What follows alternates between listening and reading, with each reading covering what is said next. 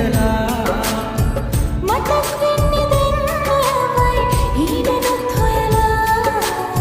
අතර මම්මුණු ජීවිතේ දුආදරේ තෝරා සුසුම් වල හැංගිලා ළඟ ඉන්න